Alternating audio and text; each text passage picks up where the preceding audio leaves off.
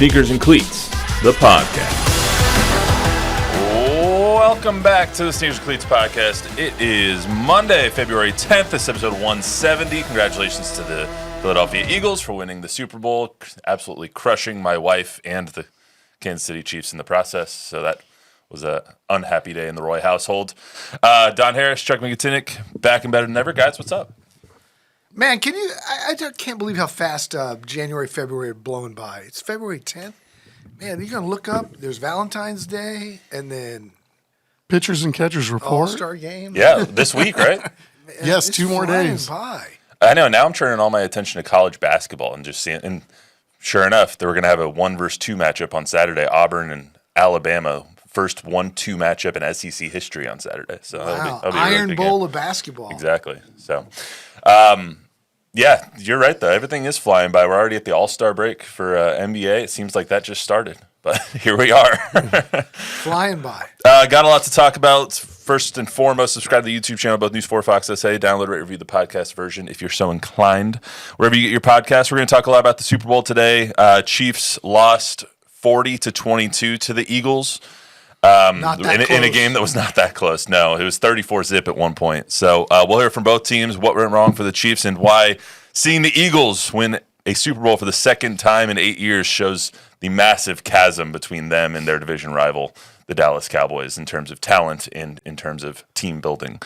We'll also get into the Spurs. They've played 3 games with De'Aaron Fox, all of them decided by 1 point, 2 of them not going the Spurs' way. So we'll talk about that, what the team needs to do to try and turn a couple of those games around, especially when they're playing teams like Charlotte. Seeing Luis over here try and do things with his left arm. He just got back from having his shoulder surgery, so he can't really reach up and press one of the buttons. Anyway, so no trivia today. Let's get right to the Super Bowl. The Eagles completely crushed the Chiefs yesterday. I got trivia for you. All right, let's hear it. How many Super Bowls did the Dallas Cowboys win in New Orleans? They won 95, right? Or no, 78. 78 was the only one they won in New Orleans. Against? The Denver Broncos, 27-10. Super Bowl 12 in the Superdome. They won one other. 95 was in Tempe. 92 was in Pasadena. 93 Atlanta. 93 was in Atlanta, so it would have had to have been the other one. The 68? Super Bowl 6. 71. Yeah. In New Orleans at Tulane Stadium outdoors. Yeah, but the 78 was the first one in the Superdome. Correct. Yeah. The Golden Richards game. Golden Richards received a halfback pass from Robert Newhouse. Super Bowl 6, Mike Ditka caught a touchdown pass from Roger Staubach. Only reason I knew that is because last night I was looking at all of it up, so it's fresh in my brain. Well done. Because I'm a nerd like that, and while I'm sitting there completely tuned out of the game because it's 34-0, I'm like, when was the last time?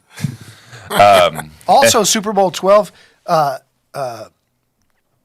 Butch Johnson's touchdown catch would not be a catch today.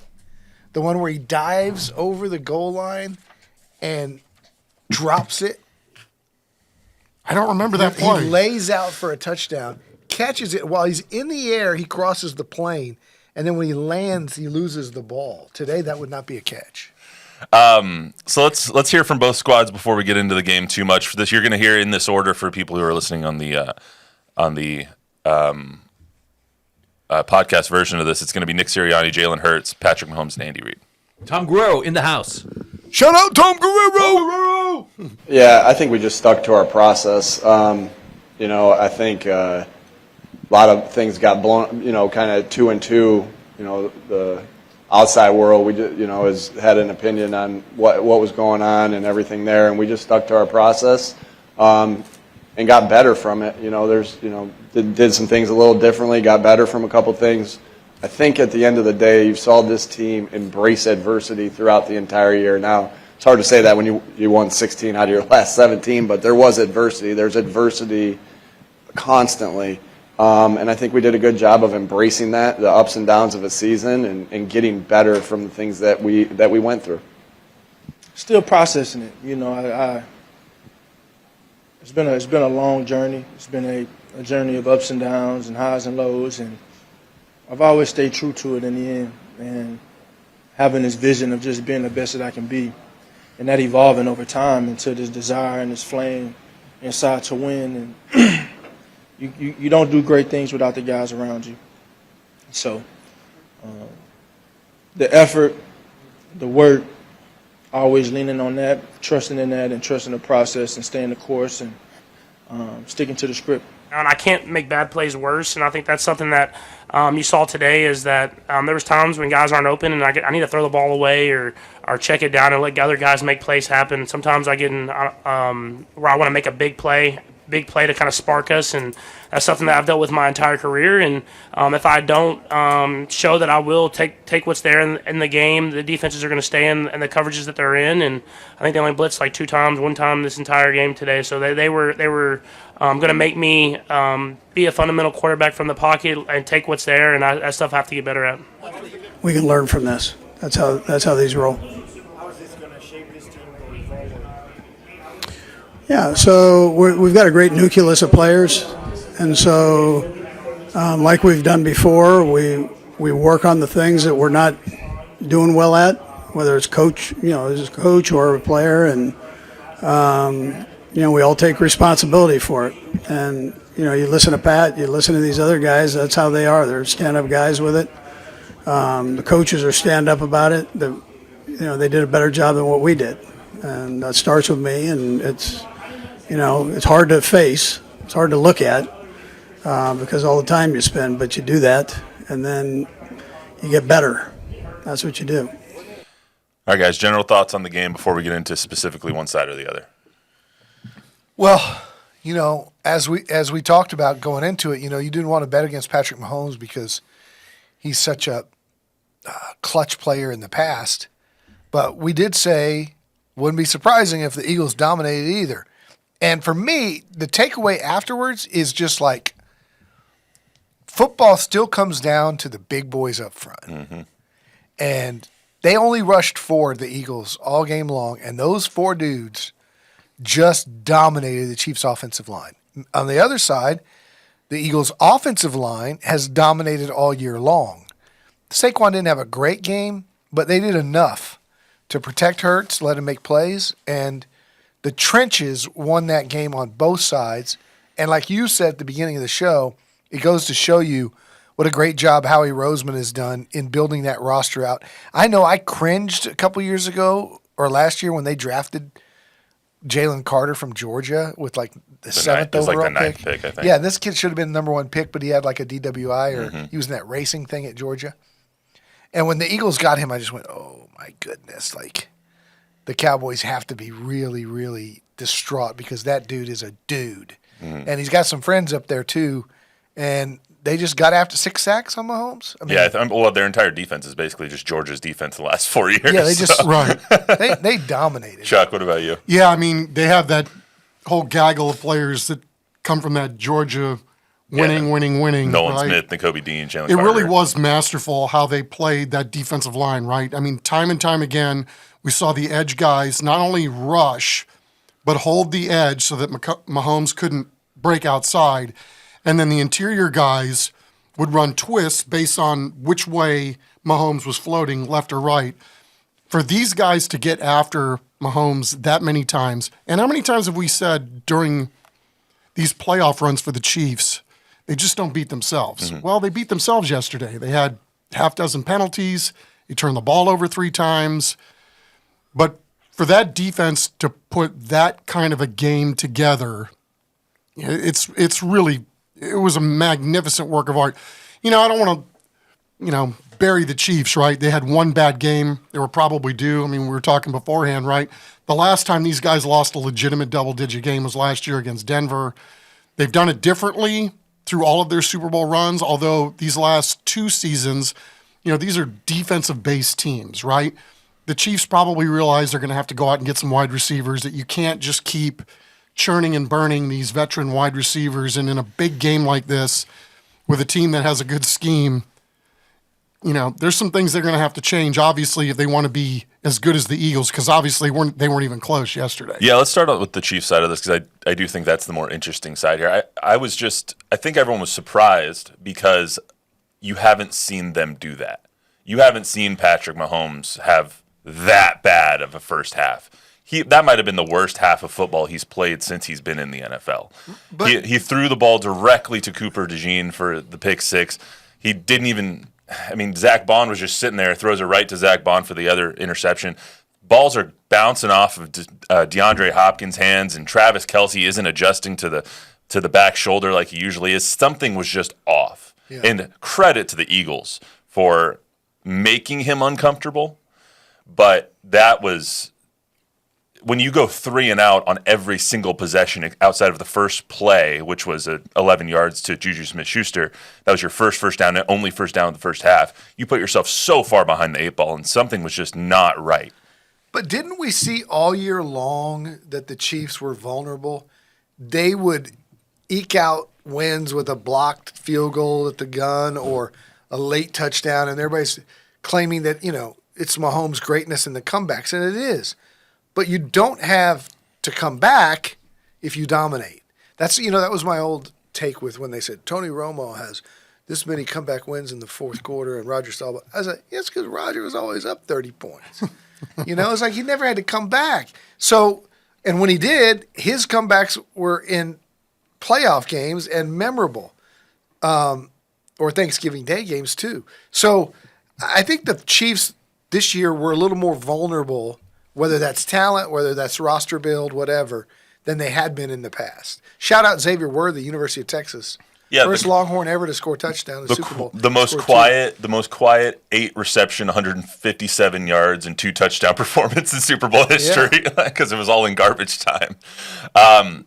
Chuck, do you think there's something to this being their third straight, having to go to 3 straight, not having to, but going to 3 straight Super Bowls, winning the past 2. Now you go to your third one. Mentally, they'll never admit this, whether it's Travis or whether it's Patrick or whether it's Andy. They'll never admit it. But do you think that somewhere it just gets to be an arduous and tiring, exhausting process? Well, I mean, you think about how many extra games they've had to play, right, over this Mahomes Super Bowl winning era. It's significant, right? And I think if you were to say who was the hungrier team yesterday, clearly it was the team that hadn't been there, done that. So, maybe some things to that, and, you can say the time off or whatever it was, but, it's little things that you watch. It's the Mahomes body blows that he took early. He got his head bumped on the ground early in the game.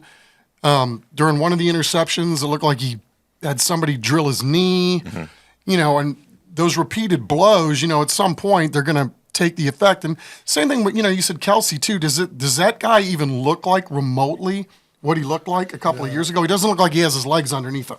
Right. He'd be the guy that would truck you. Looks like he might retire, right? So, I don't know if he's going to or not, but he doesn't look like this same guy. Yeah, the whole offense just didn't look in sync. And I do think there's something to being exhausted, though, because we saw in 96 when the Bills got to their 4th straight, they were done. They just were completely exhausted from doing it over and over and over and over again. And they were aging out. And they were aging out as well, and so were the Chiefs.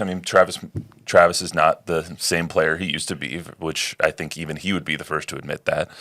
But it's so hard to get to a Super Bowl. Yeah.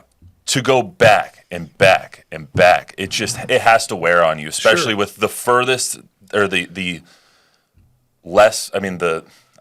I guess the shortest postseason run that these guys have had in the last 8 years was to an AFC Championship game. They've gone to the AFC Championship game every single year. It has to get exhausting, and I think it looked like it in the first half of that game. Mentally and physically. The beatings that you take in those playoff games is different than the physicality that you're going to see during the regular season too. So, good point. Last time we saw the Chiefs lose a Super Bowl was to Tom Brady and the Bucks, and in that game they got dominated up front. They went out in that offseason, got Joe Thuney, got Orlando Brown, drafted Creed Humphrey, shored up their offensive line, rattled off 2 straight Super Bowls. Once again this time, though, it came down to the big guys up front, just like you were talking about. Joe Thuney is not a left tackle. He is a left guard. He is a left guard. He is an all-pro left guard. He is maybe one of the best left guards in the entire NFL. But you don't have a left tackle out there, and you have to move your all-pro guard to a position he's not comfortable with, and you put Caliendo then in there in the left guard, and this is what happens when you don't trust your offensive line. Who'd they lose? Who was the big offensive lineman they lost? On the left side? 2 weeks ago against the Ravens, I think. He was either the center or the right guard, I think. I'm not sure. He was a really good starting the biggest problem that they've had all year is that their left tackle sucks. And so they had to move over Joe Tooney to the left side to make up for that because he was a better left tackle, even though he's a guard, than their tackles were. And so it just disrupted their entire offensive line. But as far as Philly goes, they played a flawless game. Vic Fangio, hats off. I wore a Bronco hat today in honor of him because he was a good head coach for us, but he's an even better person and defensive coordinator. I'm happy for Vic. And he called a flawless game, and the players, especially the defensive line, executed it to perfection. Yeah, it was insane. Yeah, I mean, you just look at the box score. If you would have told Chiefs fans that you would have held Saquon with the postseason that he's had to 2 points something a carry, you would have probably liked your chances, but you can't do what they did on offense, which was not move the ball. They didn't have even 300 yards of total offense, and then to turn it over like that, and just too many mistakes. Yeah, I mean, coming into this game, I thought it was going to go one of two ways. It was either going to be a close Chiefs win, or it was going to be an Eagles bludgeoning. There was no way the Eagles were going to win a close game, and there was no way that the Chiefs were going to win a blowout. And sure enough, one of them happened, and it wasn't the one I expected. I expected a close Chiefs win because that's just what they do. Well, I mean, when's the last time you saw those guys get bullied like they got yesterday? They got completely manhandled. It's probably been since the last Super Bowl. Since Super Bowl was it 56 that Brady won? Because it would end up being 56, or 56 or 55, whatever it was. Can we talk about the No. huge topic of the Super Bowl that I think Chuck and I both are in the same camp on this? You going to say the halftime show? Not just the halftime show. Somebody needs to have an explainer for those of us 50 and over of what we missed. Like, It's so okay I to watched say 60 and over. I watched Kendrick Lamar, and I think his raps are good, and I like his beats, but I have no idea what the beef is between him and Drake. That and what he said with the American flag, and I'm reading all this stuff about Kendrick Lamar made a great statement about America and where it is in the situation, and boy, he killed Drake, and Drake was left hanging out there, and I never heard the word Drake. Well, they've got beef. I know they got a beef, but I honestly, we need to call Jordan up because she could tell you. Kendrick Lamar is not my kind of music, so I didn't even watch the halftime show. I'll be completely honest with you guys. Yeah, but I mean, it's very hit or miss. It's people my age or younger loved it, and people your guys' age or older didn't seem to like it. I didn't hate it. I just thought, and this is not a criticism, I just thought it wasn't, for a Super Bowl, it wasn't mass appeal. Like, it had its audience, but it left a lot of people out. Bob, what do you think of the Super Bowl halftime show? Didn't watch it. It was a great time to get a bourbon. See, that's what I was doing. And I'm holding out for Gojira to be able to play the halftime show, and then I'll watch, because I generally don't watch them anyway. I'm usually like Bob, going and doing stuff. I just said, again, Chuck's music, I don't know who great. the guy is. No mass appeal. You don't know who Kendrick Lamar is? Well, I mean, I've heard of him, but if you ask me what's one song that Kendrick Lamar sings, I couldn't tell you. I have no idea. You didn't watch. I'm guessing you didn't watch the Grammys either. Then no. He won 5. So. It means nothing. Oh, Gojira won a Grammy. So do they get the next Super Bowl? He won 5 and 1 Grammys. It was for a song not like us. He's got 22. Yeah, it's insane. Hey, I'll tell you one thing though. On the Grammys, Sierra Farrell. We're gonna keep getting off the track. That's for real. Yes. That's for real. Spinning off the rails on a crazy train. Halftime show was a good time for me to get a tequila, just like him. It was his time to get a bourbon. But best commercial, you guys? I thought stuck out above all the rest. What's that? Was Ring the Bell, the Pfizer ad where the kid. Oh yeah. Halfway through that, I was like, "This commercial's amazing." Just halfway through it, I was already. Yeah. I was confused why the University of Wyoming paid $8 million for a Super Bowl halftime or a Super Bowl ad when they can't put $8 million into their NIL. That's what I was confused I didn't about. see that one. I thought the When Harry Met Sally remake was cute. Yeah, that's good. What about you, Chuck? Wasn't there a Silent Bob? I wish Bob would go silent. He showed up in the donut commercial. In the donut commercial with the brothers. So I didn't see that during real time, because usually when it's a commercial break, that's usually when I go to the bathroom. I'm not sitting around, it's just not me. It was the first It's a break. commercial. I'm not to a huge commercial. I commercial don't care guy how entertaining I it mean, is. I'm there for football, Silent man. Bob doesn't even look like Silent Bob anymore. How about the shout out for Pato Award by Fox though? That was was pretty cool. Luis, you got a favorite commercial? Budweiser commercial. Was that just you going to the Where the horse to rolls the kitchen? keg into the bar with his nose. Alien was also kind of cool. Yeah, that's fair. That's Which fair. one?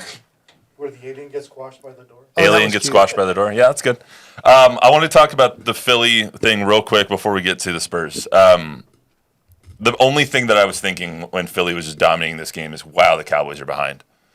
Everybody's That behind. was my only thought was, God, the Cowboys are not anywhere close to this, especially us covering the Cowboys as we do. It's like, that was my only thought was, holy crap, they're screwed. So the question is, Ian Rappaport reporting yesterday that there have been or may have been internal discussions at the Cowboys about trading Micah Parsons for a king's ransom. Is trading Micah Parsons the only way that the Cowboys can add enough pieces to kind of start to fix their roster problems? Yes. I think it would be a step in the right direction. I don't know if it's the only way. I think it's the quickest way. I think it's the only significant way. And back when we were talking about this a year ago, did the Cowboys make a mistake? We always said they could sign two of the three probably. Mm-hmm. It's going to end up being CD and Micah instead of it's going to end up being CD and Dak instead of Micah, CD and Micah. I think Philadelphia is just have a great draft, pick up a couple of really great players in the offseason, and it can change. I mean, let's face it, they were great in the offseason. Well, you look at who they drafted too, Quinyon Mitchell. He was heralded coming out of college, and sure enough, ended up making the difference. Cooper DeJean, everyone thought, oh, he can't play corner in the NFL because of his skin color. And he's just not quick He's enough. fantastic. And sure enough, he's one of the best corners / nickel guys in the NFL right now. Oren Burks. The linebacker wasn't even a linebacker. Yeah. The guy that had a linebacker wasn't even a linebacker. They moved him from a Yeah, Nolan Smith. position. Yeah, it's amazing. Oren Burks is another guy, right?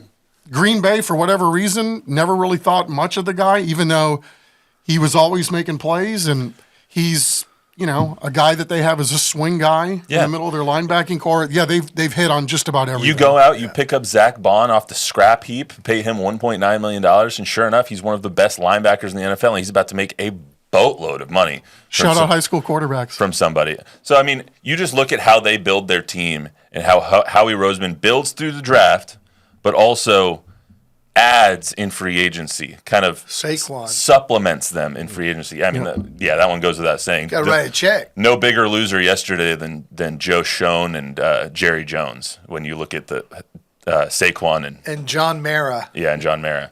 after that Hard But Knocks. I couldn't help but think that this will never be the Cowboys until Jerry is no longer calling the shots, because that's just not how he builds a team. And it may go longer than that. Steven may inherit it and do the same thing. So yeah, it's just, I'm just going to say, as I've said before, I would have rather seen them keep CD and Micah. I think the money they invested in Dak Prescott is the reason this roster's. to be honest with you, I think where they went wrong was paying Trayvon Diggs. Paying Trayvon Diggs making $20 million a year right now. go back to do what? Zeke Elliott. I mean, they Zeke pay the Elliott. wrong guys. Yeah. So anyway, we'll have plenty of time to break down the Cowboys into their hopelessness over the next few months. But let's get to the Spurs, who are starting to get a little hopeless. They've lost their last two games by 1 point each. Orlando's they had a shot in the air by Wemby, clanked off the back rim to win that one. De'Aaron Fox's shot against Charlotte on Friday night was a digit away from winning that game for him. That comes after they blew a really big lead against Atlanta and had to hold on to win that game. So what do you make of the first three games of the Fox era, which they're 1-2 in with a point differential of 1 point? So I'm looking at this with rose-colored glasses because As you do. they're not gonna make any noise in the playoffs, even if they make the playoffs. It'd be great to see them get in the play-in, and yes, they should have won two of those three. They should have. I think they should have won all three of They them. should have gone 3-0 in those games. But what we're seeing from Fox is just absolute brilliance in the fact that it's exactly what the Spurs lacked. The plays that he made against Atlanta, the 2 game winners that he made against Charlotte, the one of them didn't count because it was a second late. Half a second. Not even half. 2/10 late. Literally 0.2 of a second late. But the ability to dance that he did to clear with the shot with 11 seconds left was just jaw-dropping. And then to find space with 1.4 and get it off, jaw-dropping. We're going to see that again in the playoffs next year, the year after. We're going to see San Antonio Spurs now have a guy they can go to win games the way that DeMar DeRozan used to, the way that Manu used to, where they didn't have that guy. They have him now. He's played 3 games. I'm going to give him some grace. They're trying to figure it out. I think Mitch Johnson, and I don't want to be too critical, but I think it's time to realize that the experimenting is over. It makes me think that this might be a soft tank in that they're experimenting still, which is fine because they want to figure out what they've got. But the experimenting is over. With the lineup is what you're talking about. Steph Castle needs to play 30 minutes a game. And if you're not playing Steph Castle 30 minutes a game, you're doing a disservice to the team.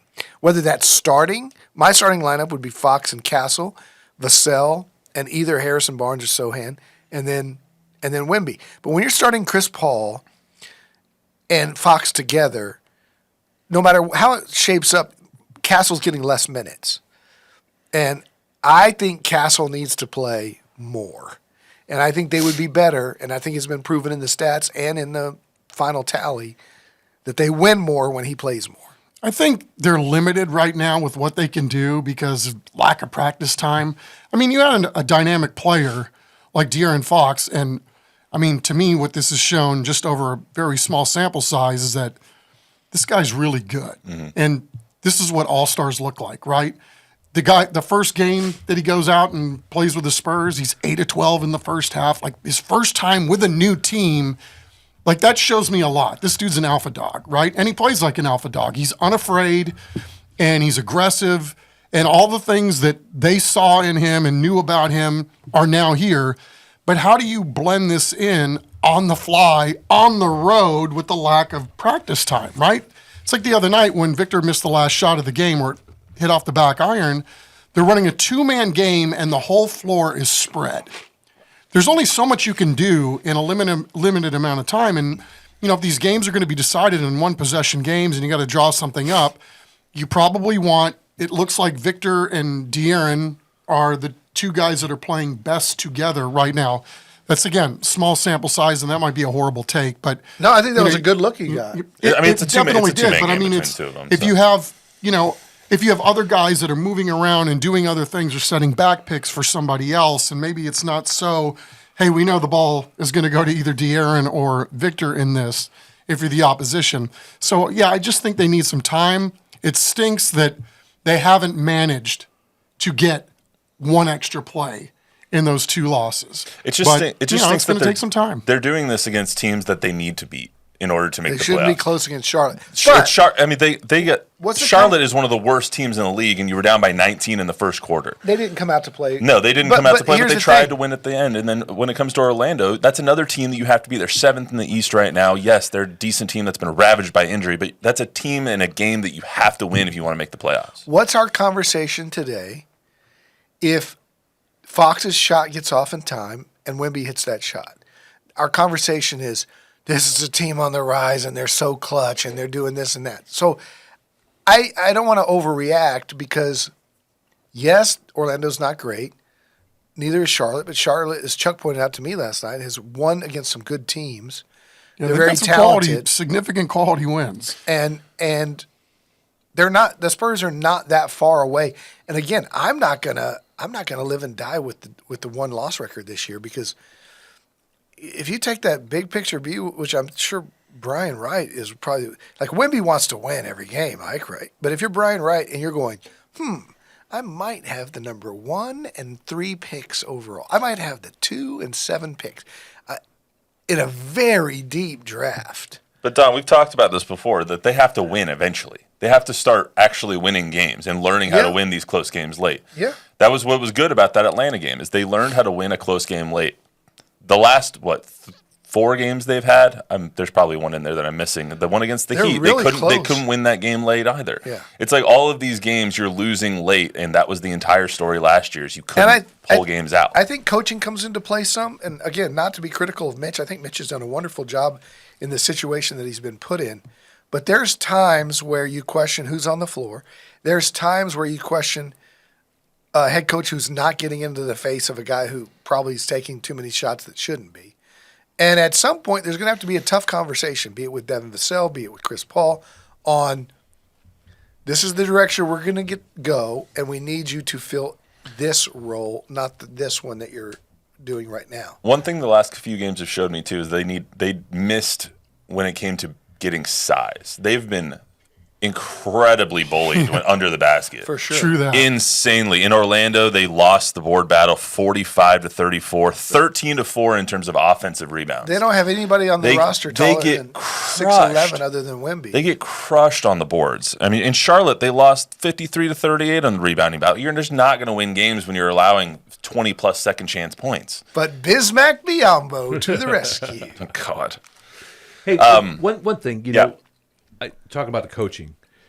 You saw what what's his name, Wagner was doing to the Spurs. Love him, Franz Wagner. But I mean, it took them so long to adjust to that. It was like, come on. They finally did make the adjustment, but it was like, got to get the ball out of his hands. That's got to be a coaching thing, right? That they couldn't adapt to, or they couldn't change their defense enough to figure out how to stop that guy. Sean was saying it on the broadcast. A quarter before they made any sort of doubling effort, he was killing them. Oh my God, he was killing them. Yeah, I mean, if they lose in Washington tonight, then we have to have a real conversation about if this team's trying to win, because Washington has no business winning any games against anybody. That would be true. They're 11-point favorites tonight in Washington.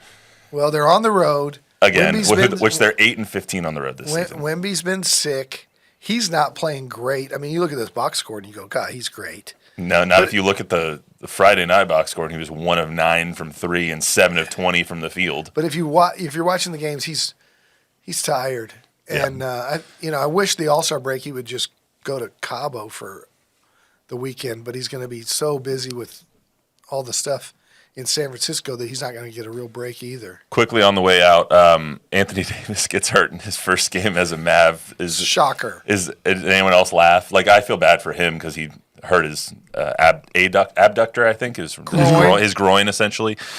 He's going to be out for multiple weeks, but Nico Harrison just has to be screaming at a mirror in his suite, like, what the hell? Yeah, I mean, especially with the way that guy was playing in that game. Yeah. I mean, it looked like he's playing pissed off. And, maybe this is what he needed for his career. But, yeah, it's sad that, this has been the knock on AD is that he's never available. Anthony Street Clothes Davis. And speaking of playing pissed off, give me a stat line tonight for Luka Doncic in his Lakers debut. 22 points, 14 rebounds, 12 assists. Pretty good. Yeah, I don't know. I mean, you're looking at the standings. I was a little surprised that the Lakers are in as good a spot as they are in the West. And then to make a trade like this, it'll be curious to see what they do. Is he going to play? Yeah, he's playing tonight. This is his first game. 9:30 tip. Okay. I think that he goes for 40 and that LeBron just feeds him all game long. LeBron's going to end up with 10, 12 assists, and Luka's going to go for 40, 50, be like, yeah. But he's been hurt. And then he's going to get on a scale and be like, I don't know what that says. After the game, he's just going to say a big F you to Nico Harrison. That's all we got for today on the Sneakers and Cleats podcast. Congratulations once again to the Eagles and to my wife. I will never have to bring the Super Bowl up again. I'm sorry. That's all we got for you today. Fly, Eagles, fly. Fly, Eagles, fly, I guess. No, the good thing about it is I didn't have to hear Red Kingdom 4 times last night, so that was one of the best parts of the Super Bowl. Let me give you one real quick sobering thought. I did a career day Friday with 4th and 5th graders. Shout out Montgomery Elementary School. And at one point, the teacher looked at me and I said, "When were y'all born?"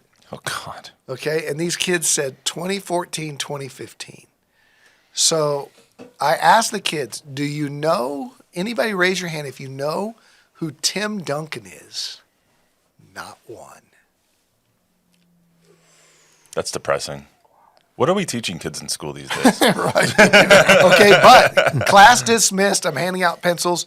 This little boy walks up to me because they were real enamored by the fact that I had interviewed these LeBron and these people and stuff. So the kid walks up to me and he goes, "Mr. Harris, do you know George Gervin?" And I just got goosebumps. I was like, they don't know who Tim Duncan is, but this kid knows ice. And I was like, how do you know who George Gervin is? He goes, my grandfather is his friend and blah, blah, blah. And I was like, yes. You should have pulled out your phone and been like, yeah, here's George and I taking a stroll down. Yes. Anyway. But yeah. Yeah, the fact They weren't that alive no one knows who Tim for Duncan Tim's is. career. That's stupid. Now you're making me feel old. I'm the youngest one in this room by like 3 decades. That's all we got for today on the Sneakers and Cleats podcast. Remember to download, rate, review, subscribe, give us a 5-star rating, tell a friend, tell an enemy. We'll be back on Thursday. See you then.